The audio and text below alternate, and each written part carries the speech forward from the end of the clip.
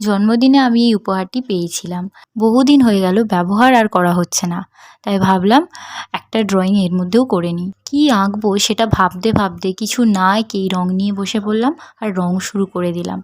এখন বেশিরভাগ সময় এটাই হচ্ছে যে পেন্সিল দিয়ে কিছু আঁকতে আর ইচ্ছা হচ্ছে না, একদম রং নিয়ে বসে পড়তে ইচ্ছা করছে। সবে কালী পুজো শেষ হলো, কিন্তু এখনও যেন পুজোর রেশ কোনোভাবেই কাটছে না। তাই ভাবলাম শুরুটা আমি মা কালীকে এঁকেই করি। আঁকিনি অবশ্য, রংটা করেছি। আর যে রংটা করছি সেই রংটাও আমি উপহারেই পেয়েছি। মানে দেখতে গেলে আজকে আমার যাবতীয় যা কাজ হচ্ছে, যার উপর কাজ করছি এবং যেটা দিয়ে রং করছি, সমস্তটাই উপহারেরই জিনিস। ফ্রি হ্যান্ডের কোনো কাজ করার সময় শুধু মনে হয় যে জিনিসটা বুঝি এঁকে নিলে ভালো হতো, ড্রয়িংটা আরও সুন্দর হতো।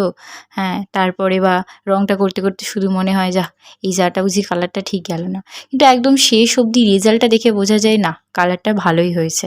এটার ক্ষেত্রেও সেটা হয়েছে, মাঝে একটাবার যেন আমার নিজেরই মনে হচ্ছে যাহ, ঘেঁটে গেল, আর ভালো হবে না। কিন্তু শেষ অবধি দেখছি রেজাল্টটা ভালোই এসেছে। শেষ অবধি তোমাদের ড্রয়িংটি কেমন লাগলো সেই বিষয়ে তোমরাও একটু তোমাদের মতামত প্রকাশ করিও। তোমায় দেখে দেখে আঁখি না ফিরে, তোমার দুয়ার